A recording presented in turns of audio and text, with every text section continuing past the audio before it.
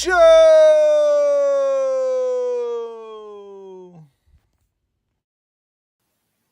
Welcome to the Bodkins Show. I am that dude, as always, Bodkins. Today, he snuck out of the hooker's house he was at yesterday, and we're joined by Craig Koger. Has totally come back and redeemed himself after missing the pre-show yesterday. Now the person missing in action is Kenny, nowhere to be found.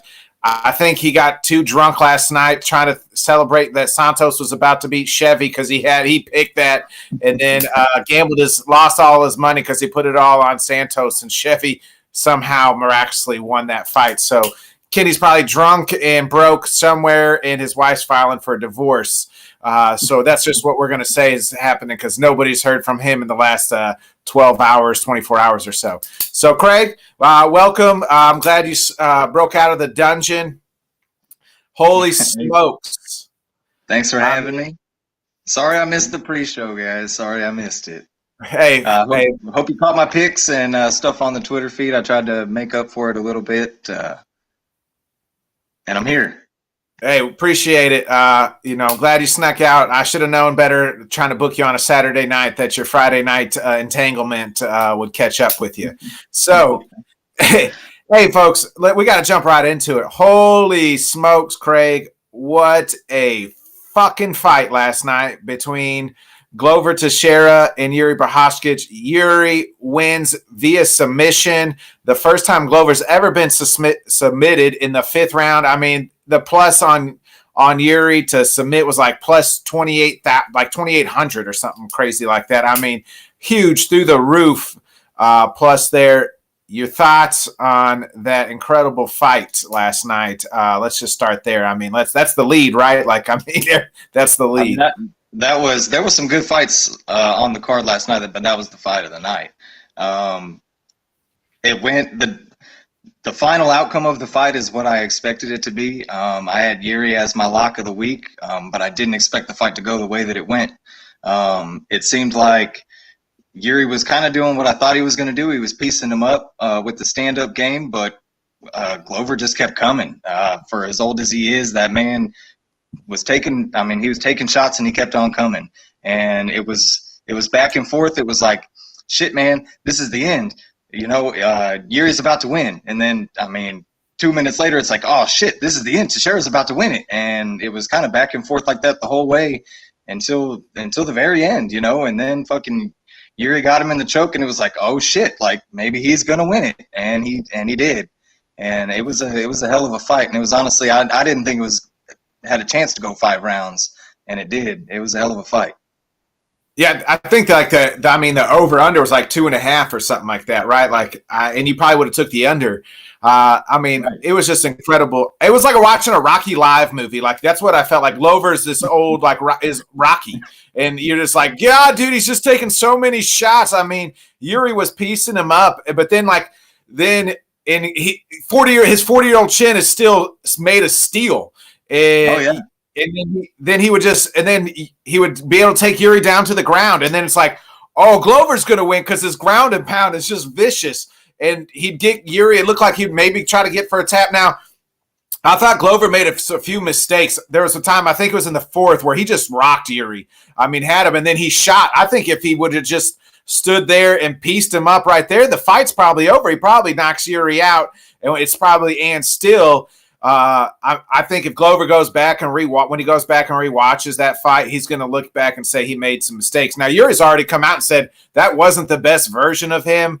He was mad at himself for looking the way he did, said he fought like trash and this and that. But I thought it was a huge experience for Yuri because he went 5 rounds. He was in a dogfight. An absolute war. Some people are saying the second greatest UFC light heavyweight championship fight ever next to Gufferson and Jones, which, that's probably true. That was just a back and forth. You didn't know who was going to win. It was highs and lows.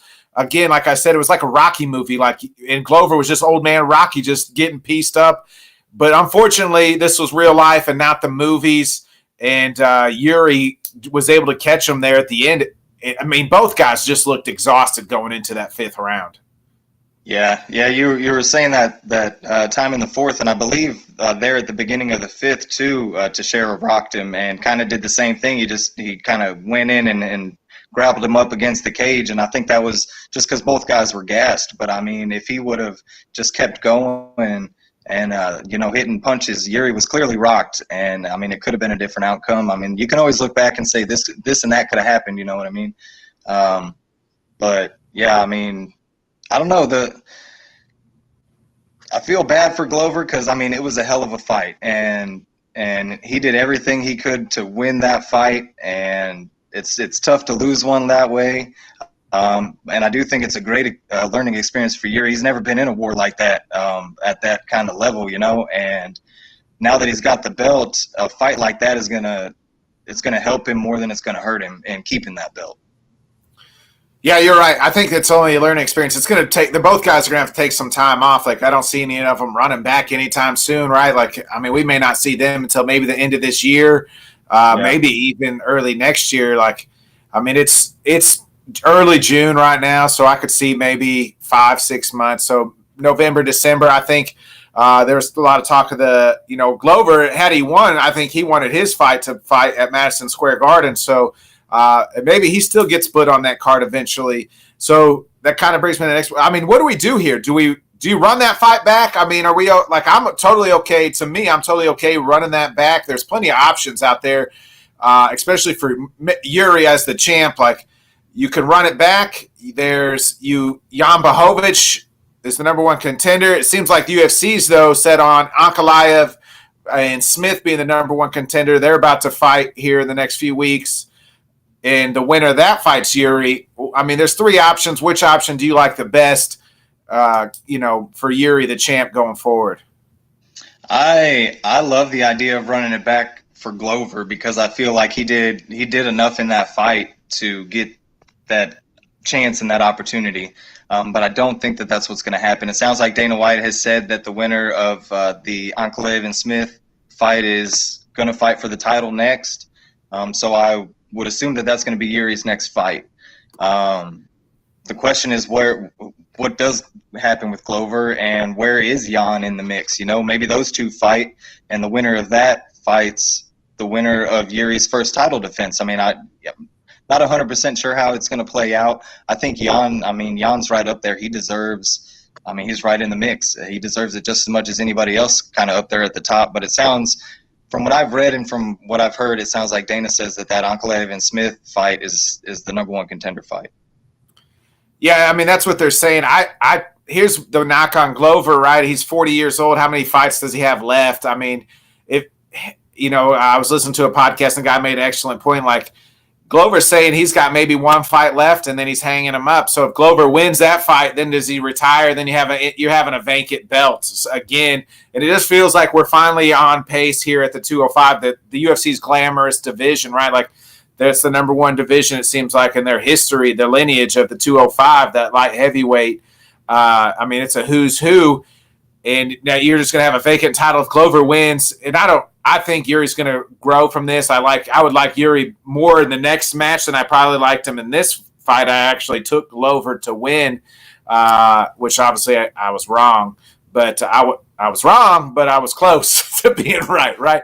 So I just think that So what do you? I mean, that's the problem with Glover if he wins, and then if he vacates the title. So I think the UFC would be like, hey, we're going to need to re-sign him to maybe a 2 to 3 fight deal, and he promises he sticks around. But then you're looking at Glover fighting at 42, 43 years old, and I don't know how much he's got left in the tank, especially after that fight last night.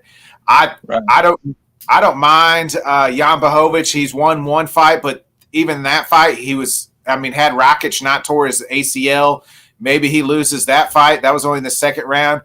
I wouldn't really mind seeing Jan and Glover fight again. They did just fight a few months ago, maybe to fight, to get to the title. Or maybe Jan takes the loser of Smith Ankalaev, and then if he wins that fight, would get the winner for the title fight of the winner of Ankalaev. I mean, there's just plenty of options going forward. Right, and that could be that very well could be an option because with Teixeira, just like you're saying with the belt, if he wins and it becomes vacant, I mean, if you match him up with Jan and he wins, then what? I mean, then is he hanging it up from there? I mean, because then he's in line for another title shot. So, I mean, I think just about anywhere you're at with Glover, you need to get a 2 to 3 fight deal done with him, or you need to find just what he wants for that final fight and try to set something up for him for kind of his going out. Oh, we got a guy for Killashab. He's a guy I always see on he's on Ariel. He just says, hello, friends. Hello, Killashab. We appreciate you joining our show and subscribe them. It means a lot to us. Thank you. So, he just says he's here. He's just here to support, but he loves the initiative. Hey, appreciate it. Thanks a lot, Killashab. Hey, we're learning and we're growing, Craig. I just learned how to get the peoples on the stream here. So, Look at that. Hey, all right. Well, hey, so that kind of brings us. So that kind of wraps up the light heavyweight, the main event. But Kenny's somewhere, like I said, Kenny's somewhere on the booze hound, drinking his sorrows away because he put all his money on Santos. So how did you score that fight? And I mean, what's next? What I thought I had it Santos 3-0 going into the championship rounds. If you wanted to tell me maybe Chevy won that second round, it'd be real close. But I had a 3-0 Santos. I thought she was going to win it, and Kenny was about to be a millionaire, and maybe that's where he went and bought his he left the house and went and bought his Ferrari. Because he put all his money on Santos, and he thought he was going to win, and now he can't afford it. So maybe that's where he's at today. I just thought it was 3-0. I mean, and then so surprise, it's and still. Yeah, Santos looked good, and I mean, I'll tip my hat to Kenny with the call. I mean, he was kind of spot on there, and this is the thing with UFC that's starting to kind of get inconsistent. You saw it in the Rose fight. Is there was a time where you had to clearly beat the champ to beat the champ, and now with all these fights going decision, man, it just everything is kind of getting murky. And watching all 5 rounds of the fight, I think Santos got the edge, and this is one of those fights where I think Chevy's just that girl in UFC. I mean, she's beating everybody, and I mean, I don't know what else you can do except you got to go in there and finish her. I mean, Santos, I don't know what else she could have done. I don't know what else she could have done to win the fight other than go in there and finish Chevy. And it just, a while back, I would have said, hey, this is the deal. You have to go in, you got to finish a champ, you got to beat him clearly, and you got to leave no doubt in anybody's mind. But there's been some fights here lately that aren't that way. So, I mean, it's some inconsistency in the judging in UFC, and but I mean, fuck, it is what it is, right? Chevy's the champ. Right. I mean, we always say that, hey, to be the champ, you got to beat the champ, and you really got to beat him. You got to take him. Killshot said he had it 1, 3, and 5 for I believe it was Santos. I had that popped up and I took it away. 1, 3. He had Valentina 1, 3, and 5. Round 1, he thought he had. So he had it for Valentina. But like I said before, to be the champ, you got to beat the champ. I mean, that's just what you got to do. I still thought Santos was close. Had it not been for the clash of heads, right? It was the clash of heads that changed that whole fight. Then after that, she only had one good freaking eye, and she was still doing her best, still trying to take down Chevy, and still having somewhat pretty good success with one eye. I mean, there was a time when you couldn't even get a round. Like, it was a miracle when people got rounds off of Chevy, and here she is coming back. So, he said 1, 4, 5. Sorry, that's what he said. Hey, you're all good, Killshot. We all get it wrong sometimes. I mean, and here she is. So what do we do now with this fight? What does Chevy do going forward? And Santos broke her orbital bone, so she's going to be out for a while. Do you run this back if you're Valentino? There's nobody left in that division. Right. That's right. Yeah, she's beating everybody in the top 5. So do you wait around for some? We wait around, or does she go ahead and try the 135 and take on the winner of? Why am I drawing a blank? We talked about it yesterday. Amanda Nunes and what's her name? Juliana. Oh, girl, Juliana. Thank you, Pena. Why? Yeah, there it goes. Brain wasn't taken. Too late in the sun all day. Nunes and Pena. Does she take that winner, or does she sit around and wait for Santos? I mean, what what's going on there? I mean, in the division, Chevy's beat them all, and Santos gave her the best dose. So, I mean, if she's going to defend that belt, I feel like Santos deserves that shot. It also sounded like Chevy's not just like hopping right on that train and right on board to just saying, let's run that back. I think, I mean, shit, she's been on a tear since, 2017, 2018 when she lost to Amanda Nunes. I mean, I think that's what she wants. You know, I think if she can get back in the ring with Amanda Nunes, that's kind of what she's been gearing for a couple of years now. And I mean, who knows when Santos is going to be ready to fight, you know? And I mean, you could run that back. Chevy might want some time off. I mean, but in my opinion, I mean, just my gut feeling, I think that Chevy wants Amanda Nunes again.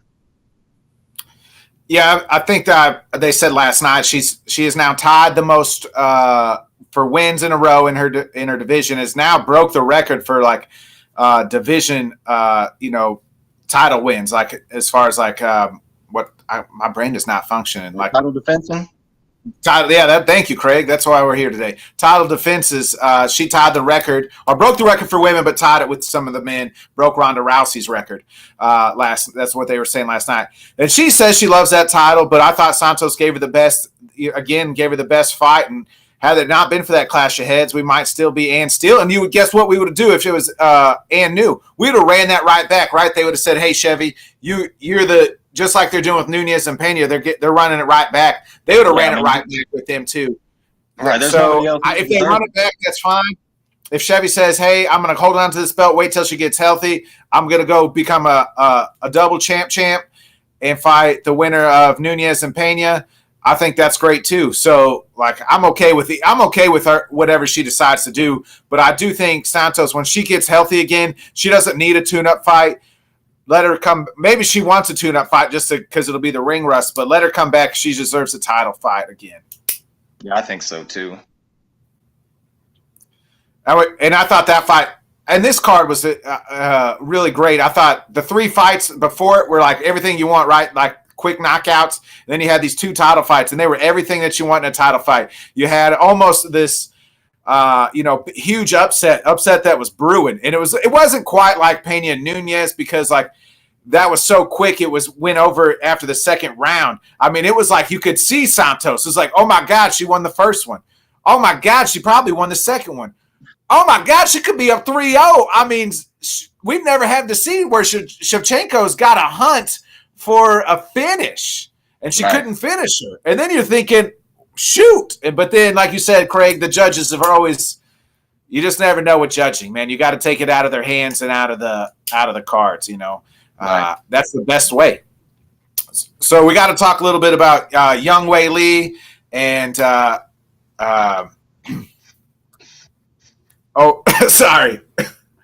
Joanna, yeah, thank you. Man, Joanna, the legend. I know how you are with these UFC names. Yeah. Joanna Jacek, man. I mean, first, let's talk about the career of Joanna Jacek, a legend in the game. She was Miss Strawweight, came back. In that fight, she had moments, but, I mean, Wei Li just overpowered her in the whole fight. Joanna deserves to retire. She's going to be in the Hall of Fame. She was a true champion, true legend. But now it's time to move on. She wants to retire. I'm totally okay with that. It's, it is what that is. And she went out. I mean, last 2 losses, and probably knew after that fight that, hey, I'm probably not going to beat this girl. Wei Li, she's been wrestling with Henry Cejudo, and she looked like she'd been wrestling with Henry Cejudo. She just overpowered her, threw her down, did whatever she wanted to until it was over. I mean, quick. Yeah, she's good, man. I know I don't want to jump the gun on the what's next, but I mean, we've seen her, lose to Rose twice and beat Joanna twice. But I mean, she's good, man. And watching her in that fight last night, I mean, I feel like you got to set her up for the title shot, man. I mean, she's just as good as anybody in the division. I know she's lost to Rose twice. I know that first one was a knockout. Second one went the distance, and she lost the decision. But, I mean, Wei Li, and, I mean, tip the hat to Joanna after their first fight. I mean, she wanted to come back in and redeem herself. She was wanting to climb her way back up and try to fight for the belt one more time. But after that loss to Wei Li, I think she kind of realized that she's probably not going to get to the top again. And, hats off to her. Like you said, she's a Hall of Fame fighter. She's done a bunch for the sport, a bunch for the females in the sport. And, hats off to her. But Wei Li is just, man, she's good. She is, and it's like a round robin here. I think almost like they already said Wei Li is going to be fighting Esparza. Wei Li said I think they're supposed to go to Abu Dhabi in October, so that's kind of what she's saying. Like, hey, me and you in Abu Dhabi at the year of the UFC, why not make that fight right then and there? I don't. She's not going to be able to out wrestle Esparza like that, like she did with Joanna. But it's almost like a round robin. Like Rose has beaten Wei Li twice. And can't beat has lost to Esparza twice. I think Wei Li will beat Esparza. Joanna beat Esparza, but lost to Rose, and has now lost to Wei Li. Like, right. It's wild. It's crazy how these girls just kind of seem to circle each other. But that just shows how good they are. But I do think that Wei Li is just. I think she's. She looked a lot better last night than she did in those. Obviously, the first Rose fight, it was over before you could even blink. Rose gives her that kick to the head, and it's over. But the first fight, the second fight, like you said, it went the distance. I thought she looked a lot better, a lot stronger, just more comfortable in the wrestling, and she just looked like she was on a mission. Like she rebounded. Maybe it was because she beat Joanna that first fight, and the Rose fight she lost and was just worried or too much. But I just thought she had more confidence last night, and I liked what I saw from her.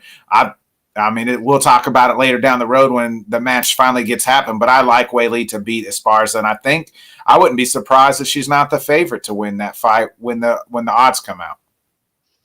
No, yeah, I agree with you. And if I had to pick that fight right now after seeing the way that Wei Li looked last night, I'm going to take her in that fight as well. Right. How about the UFC rebounding after that Esparza and Rose fight, the snooze fest that was, and then they throw these four girls out, and these four girls put on a show for everybody. The way and that's what you're supposed to be, and that's what it's about. It is a show. Right. It's supposed to be good, entertaining. People want to see entertaining fights, and like both. The card, top to bottom, I thought, especially the main card, was all entertaining, and that kind of brings me to my last point. 2 points. We have, Jack won and Jake won, both unranked. Do you think what's the next step for real quick? Jake Matthews and John. I'm going to butcher his last name all the time. So the two Aussie boys. Is it time for them to see some ranked fighters here, or next time? Jake Matthews looked the best we've ever seen him last night. He did. Heavy hand. He looked really good, and it looked like he kind of rose to the moment of being on the main card. And I thought it was a great showing for him. I thought it was a good matchup for him. It was a pretty tough matchup for where he's at right now, and he looked great doing it. So he's coming off this win, but he had a loss before this. The tough thing in the welterweight is who do you match him up with these ranked guys? A lot of these ranked guys are kind of up and coming, and you got Jake and you got Jack. Jack Della's coming off of 2 first-round knockouts. If one of them's going to get a ranked guy, I think it's him. But I guess my question is, who do you give him? Because a lot of these kind of lower-ranked guys in the welterweight division, they're looking up. They're not trying to take on these guys kind of down. I got a couple names. Yeah, I got a couple names for you. I wouldn't mind seeing, especially John here. I wouldn't really Jeff Neal, the Leech, or Michelle Pijeda. They're kind of in that range. I don't like to. The Leech, I think, is a perfect matchup, but he's got a fight coming up, I think, in July, set already. Jeff Neal and Jack Della would be great. I would love to see that fight. If the Leech is fighting in July, that timeline matches up kind of perfectly for later down the road. So those are some names. I don't like any one of those 3 guys that fight my boy Rahman, just because I like to keep young studs separate. Like I like to see them get more seasoned and then fight, build them up, and then you can have a bigger fight. That's kind of what I like to see. So I didn't really want that. I don't. Guys that's that are just kind of how I'm at. Towards the top 10, top 15, did you kind of wait until they get up and set them up? Yeah, that's how I like to see. Hey, these guys are too young. And then once they get into that mid, low 15s, once they're both kind of ranked, that's what I like to see is those two young guys battle to get to the next step. But that kind of pretty much wraps it up, Craig. I got to give you credit. You missed the show last night, but you did, or yesterday morning, but you did send in all your picks, your lock hits, your dog hits. You got every pick right. So I got to give you the most prestigious award in all of podcasting history, the Bodkins Weekly Championship belt here. This is, let me get the camera here. This will be going out to you, Craig. You'll defend the title. The next time you'll have to defend this title will be UFC 276, which is July 2nd. Hopefully you'll be able to join us for the pre-show. I think you were cheating, tweeting your picks in, but this will be Craig's. We'll be handing out this title to Craig here, the weekly Bodkins weekly picks here. We'll also do a weekly champ when football season comes along. So, Craig, you are the first owner of the championship belt, my friend. You'll be able to hold this belt on by July 2nd, and you'll have to defend that title against either me and if Kenny ever comes out of the hole he's hiding in. So, anyway, Craig, I will. That's here for you. So, folks, this has been a great episode talking about UFC 275. Again, 276 will be coming July 2nd. We'll do another pre and post show then. I'm always going to be doing my weekly sports wrap up on Tuesday. I'll also be doing Let's Talk Sports. Make sure you're following those guys. My man Dan over there at Let's Talk Sports. I'm on there Saturday. Also check out the Sports Buffoons. I'm missing tomorrow's show. Got some softball, coaching the kids softball Monday and Tuesday. We got a doubleheader tomorrow, so I'll miss the Sports Buffoon episode tomorrow that I'm usually on. But I'll be back next Monday with those guys. So check out the Sports Buffoons. Also, shout out to all the people in the Ringer MMA community. That's where I found Killishaw and followed him. That's where he came in. Ariel Hawani, I don't know if he actually watched our show, but he did send me a tweet, said good job on the pre-show. So that was like I can die happy now. Craig, you got anything else? Where can we follow you at, and anything you're putting out lately? Yeah, just follow me on Twitter. That's Craig_W_A_K. That's Craig with a K. I pretty heavy on Chicago sports, but here coming football season, I plan on putting out a lot more fantasy football content. So stick around, stay tuned for that, and then you can always catch me here on the Bodkins Show. All right, appreciate it. Again, you right there, you, not Craig, but you watching. Make sure you guys hit the subscribe button, the share button. Let's grow. We're working on things. Appreciate you. This has been another great episode of the Bodkins Show, and we'll check you out on Tuesday.